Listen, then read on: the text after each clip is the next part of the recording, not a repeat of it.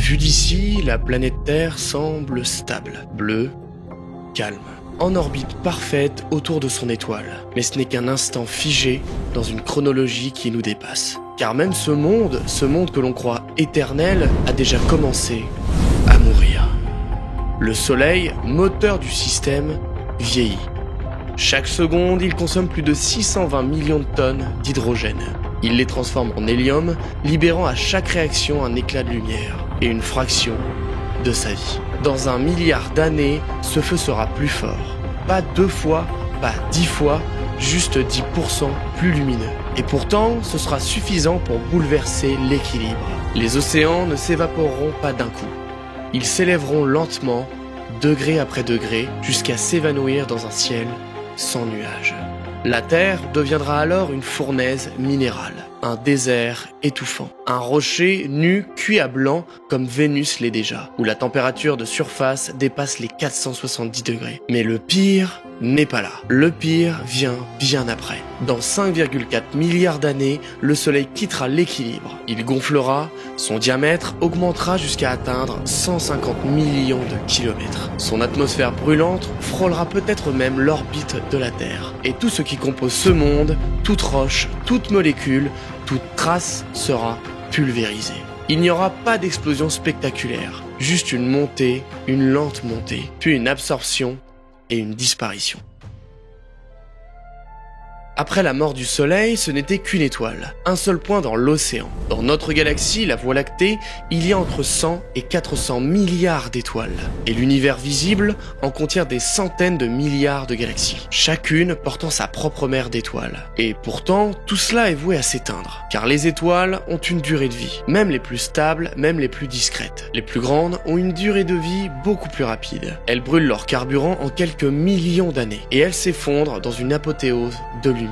Des supernovas si lumineuses qu'elles peuvent briller plus que toute leur galaxie pendant un instant. Les plus petites, elles, vivent plus longtemps. Certaines dureront plus de 10 milliards d'années. Mais leur destin est le même, une extinction. Une lente disparition dans le silence. Petit à petit, les nuages de gaz interstellaires se raréfient. Ce gaz, fait d'hydrogène et d'hélium, est la matière première des étoiles. Mais l'univers le consomme. Et malheureusement, il ne le régénère pas. Dans 100 milliards d'années, le processus s'arrête. Les dernières étoiles encore en vie seront des naines rouges, faibles, sombres, presque invisibles à l'œil nu. Elles mourront à leur tour et le ciel s'éteindra. À cette époque, l'univers sera entré dans une phase que l'on appelle l'ère dégénérée. Il ne restera plus de lumière visible, plus de chaleur émise, plus d'explosion, juste des objets fossiles, des naines blanches refroidies, des naines brunes jamais allumées, des planètes sans étoiles flottant dans l'espace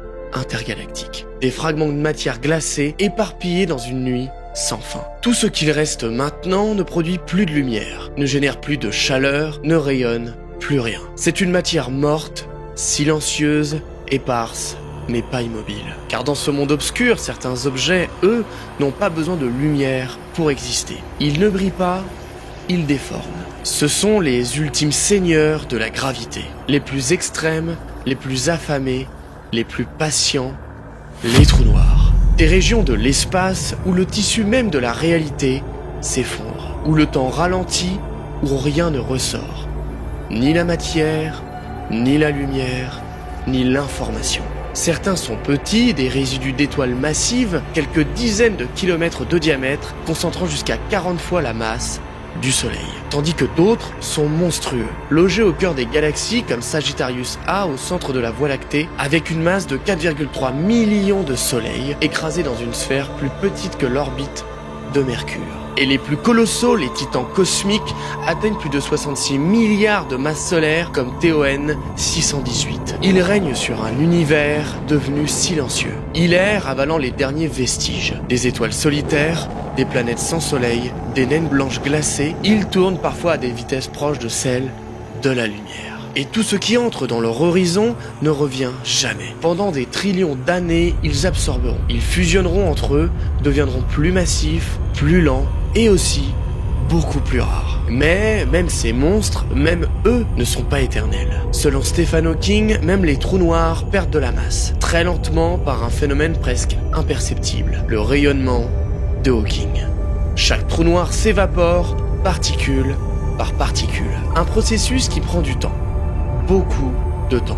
Un trou noir de la masse du Soleil mettrait 10 puissance 67 années à disparaître. Mais les plus massifs, ceux au cœur des galaxies, tiendront jusqu'à 10 puissance 100 années. Le chiffre 1 suivi de 100 zéros. Un âge plus long que toute l'histoire de l'univers jusqu'à présent, répété encore et encore. Et lorsque le dernier rayon de Hawking sera émis, le dernier battement d'un monstre gravitationnel s'éteindra dans un univers qui ne regarde plus.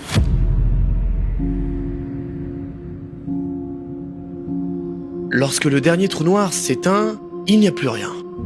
Que des reliques. L'univers entre alors dans une nouvelle époque, la plus longue, la plus silencieuse, la plus vide. On l'appelle l'ère noire. Il n'y a plus d'étoiles, plus de galaxies, plus de rayonnement, plus de fusion nucléaire, plus de gravité dominante, plus de lumière visible. Ce qui subsiste, ce sont des cadavres, des planètes glacées errantes, des naines blanches transformées en naines noires, des astres éteints si froids qu'ils ne peuvent plus être détectés, et peut-être quelques particules dispersées dans l'espace. Mais même ces résidus ne sont pas éternels, car les protons eux-mêmes, ces briques fondamentales de la matière, pourraient être instables. Si cette hypothèse se confirme, alors chaque particule de matière, chaque atome, chaque noyau, chaque molécule finira par se désintégrer. La durée de demi-vie estimée pour un proton est environ de 10 puissance 34 années. Le chiffre 1 suivi de 34 zéros, soit 1 million de milliards d'années. Mais ce n'est qu'une demi-vie. Il faudra des milliards de fois ce chiffre pour que toute la matière soit réduite à néant. Ce processus est invisible. Aucun témoin, aucun bruit, aucun flash, juste une perte progressive, atomique et essentielle. La matière se défait, l'univers se vide et plus rien ne tient. Ce qu'il reste après, c'est une soupe raréfiée. Un brouillard ultra dilué d'électrons, de neutrinos, de photons perdus dans l'éternité. Chaque particule est séparée des autres par des distances inimaginables. Des années-lumière ? Eh ben non. Des millions de milliards d'années-lumière entre deux grains d'énergie résiduelle. Mais ces particules ne s'attirent plus, elles ne s'organisent plus, elles ne créent plus rien. Elles sont seules, irréversiblement seules. Il ne reste maintenant plus rien.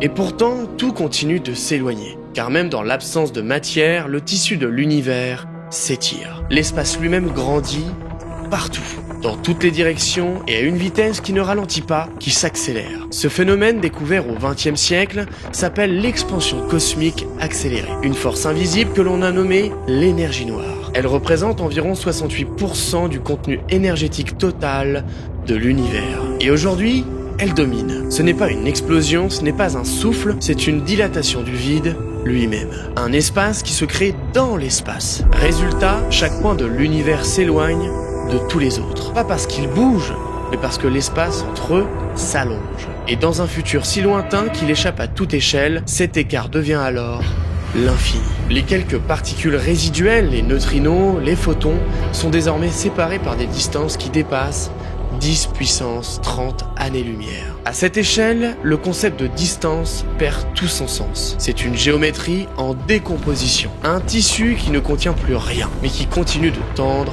à l'infini. Et puisque plus rien n'interagit, plus rien ne se transforme, plus rien ne peut arriver, le temps existe encore, mais il ne mesure plus aucun changement. Et s'il ne mesure plus rien, alors peut-on encore parler de temps? À ce stade, l'univers tout entier n'est pas mort. Il est inutile. Il ne produit plus d'effets, il n'a plus de structure, il n'a plus de direction et il n'est plus qu'un volume vide en expansion permanente, sans début perceptible, sans centre, sans horizon observable. Et ce vide s'approche du parfait. Il ne reste plus rien. Et pourtant, le temps continue de s'écouler, comme une horloge folle qui tourne sans aiguille, sans repère et sans cycle. Mais qu'est-ce que le temps s'il ne mesure plus rien? Car le temps, en physique, n'est qu'un changement. Un écart entre deux éclats, un avant et un après. Mais ici, il n'y a plus d'événement, plus de contraste, plus d'évolution, plus de cause, ni d'effet. C'est la définition même de la mort thermique. L'univers atteint un état appelé l'équilibre maximal. Un état où tout est reparti uniformément, où aucune énergie ne peut circuler, où plus rien ne peut jamais se produire. La température est constante, une fraction de degré au-dessus du zéro absolu. 0,000000000000000000001 Kelvin, qu'il devient impossible à distinguer du néant. Aucune énergie disponible, aucune différence de potentiel, aucun déséquilibre à exploiter. Le cosmos devient parfaitement inerte, parfaitement stable, parfaitement inutile. Le temps s'étire, non pas comme une ligne, mais comme un silence éternel. Et ce silence, ce froid, ce vide sont désormais définitifs. L'univers ne pourra jamais redevenir ce qu'il a été. Il a brûlé son énergie, il a épuisé sa structure, il a dilué sa mémoire. Il n'est plus qu'un espace figé dans une éternité aveugle. Et ce n'est même pas un lieu, c'est une absence de lieu, une absence d'histoire, un point suspendu hors de tout repère. Et pourtant, il dure encore et toujours, mais sans aucune raison. L'univers n'est plus un lieu, ce n'est plus un espace, ce n'est plus un temps. Il n'est plus rien. Et pourtant, il continue d'être là et d'exister. Mais que veut dire être quand il n'y a plus aucune différence? Quand tout est uniforme, quand toute information a disparu, quand même le vide est devenu silence. Il n'y a plus de lumière, plus d'ondes, plus de structure, plus d'événements, plus de déséquilibre et donc plus de devenir. Même les dernières particules, celles qui ne réagissent à rien, se sont dissoutes dans l'infiniment lent.